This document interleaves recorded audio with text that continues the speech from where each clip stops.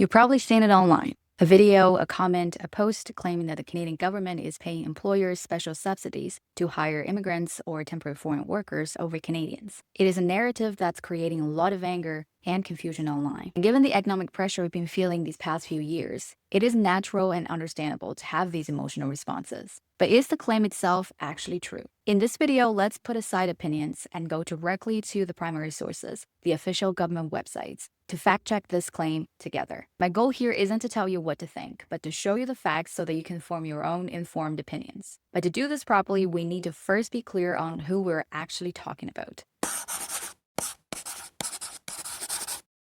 A lot of the confusion starts with the language. In Canadian law, an immigrant or permanent resident is very different from a temporary resident, such as an international student or a temporary foreign worker. Misinformation often mixes these two groups up, so it's really important for us to know the difference. An immigrant or permanent resident often refers to those who are on their path to Canadian citizenship, and they're usually allowed to work for any employer of their choice. Whereas for a temporary residents, such as international students or temporary foreign workers, they're usually in Canada temporarily for a set time, often with work restrictions. For example, some temporary foreign workers can only work for one specified employer or work in one specified occupations. And for international students, some of them are not allowed to work off campus at all. For others who are, they are usually restricted to a certain number of hours, especially during school terms. And before we dive into the specific subsidy programs, there's one key detail we need to understand about how the Canadian government is structured. It's easy to think of the government as one single thing with one single goal,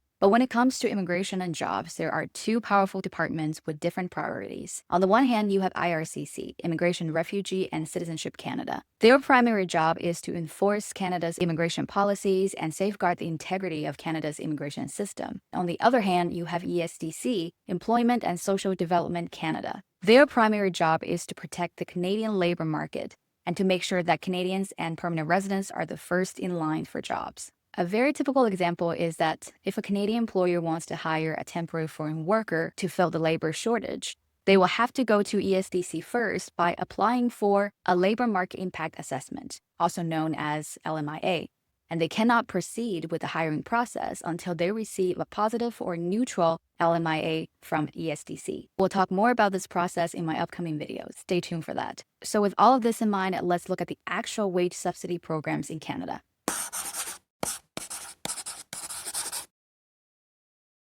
Let's start our investigation with the central claim. There is a federal wage subsidy program which gives employers money for hiring immigrants. The confusion is understandable because the wage subsidy programs do exist in Canada. The core of the viral claim is that these programs are designed to benefit immigrants at the expense of Canadian citizens. So the real question here is not whether these programs exist, but who they're actually for. So our investigation needs to answer three questions. First, is there a federal wage subsidy program that pays employers to hire immigrants? Second, what about the provincial and territorial programs? Third, what is the real story behind the one Quebec program that is often used as a typical example around this topic? Let's start at the federal level. To fact-check this, I've compiled a comprehensive list of all the active federal programs from the Government of Canada's website. So here are the 5 federal wage subsidy programs. Let's take a look at who these programs are for. Out of the 5 programs, 2 are designed for young Canadians. 1 targets all post-secondary students in Canada, especially those from underrepresented groups like women in STEM, Indigenous people, or people with disabilities, and 1 target apprentices working in a designated red seal trade with the intention of supporting the skilled trades. And the last one targets all employees with the intention of supporting employers to train existing and new employees. So after an overview of all the federal wage subsidy programs, the answer to our first question is very clear. None of these federal wage subsidy programs is designed as a general incentive to hire immigrants or temporary workers over Canadians. Instead, all of them are designed to benefit particular groups of Canadians, like the youth or the students or apprentices in skilled trades. Among all the programs, only the Student Work Placement Program that target all post-secondary students in Canada may include international students, along with other underrepresented groups. By the way, if you got any value out of this video so far, don't forget to hit the like and subscribe button and leave your comments down below.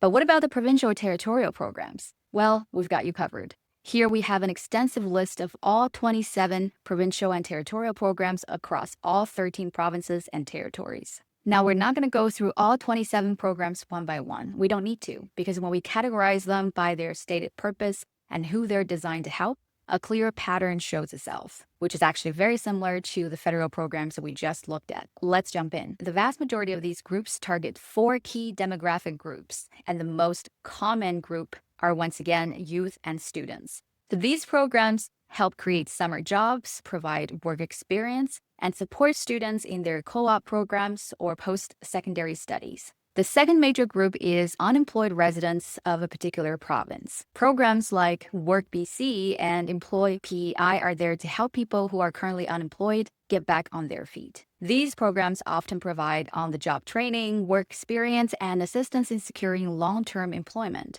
The third category is apprentices in the skilled trades, with multiple provinces offer tax credits and subsidies to companies to train the next generation of tradespeople. And finally, many programs prioritize specific underrepresented groups within the Canadian population, such as Indigenous people, persons with disabilities, and women in STEM or construction. So out of the 27 programs, only 2 include newcomers, that is, newly landed immigrants, as part of their target beneficiary for falling under the underrepresented groups. Now, there is a wage subsidy program exclusive to Quebec that's often used as an example of a program which favors immigrants at the expense of Canadians. It's Quebec's Employment Integration for Immigrants and Visible Minorities, also known as PRIIME. Let's put it under the microscope. To start off, the target beneficiary for this program are immigrants or minority citizens, including those born and raised here in Canada, who have no North American work experience in their field of expertise. To be eligible for this program, the immigrant or the minority citizen has to be in at least one of the following situations: to be unemployed, to be frequently unemployed, have a part-time job,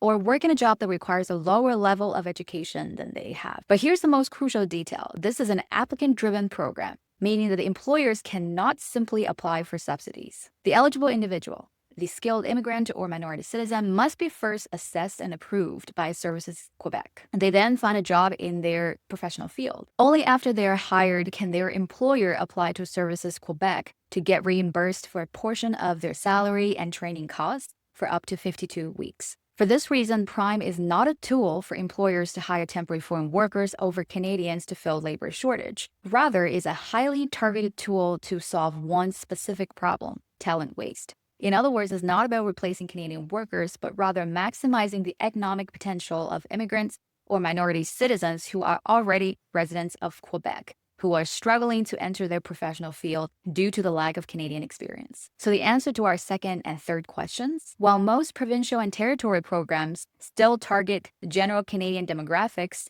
Quebec's PRIIME is the only program that targets a specific group of immigrants and visible minorities who have no North American work experience and are currently unemployed in their field of expertise. Finally, it's also important not to confuse wage subsidy with settlement funding. The Canadian government, through IRCC, gives money to non-profit organizations that offer settlement services for newcomers, like free resume workshops and language training. This is to help newly landed immigrants to get ready for the job market, which is fundamentally different from the programs we just covered. All right, now that we've fact-checked this claim step by step, here's what we've confirmed. First, there's no federal wage subsidy programs that is designed to pay employers specifically for hiring immigrants or temporary foreign workers over Canadian citizens. Second, all 27 provincial and territorial programs focus on youth, students, unemployed residents, underrepresented groups, or apprentices in the skilled trades. Third, only Quebec's PRIIME is targeted at a specific group of immigrants and minority citizens, and is not something that employers can directly apply for.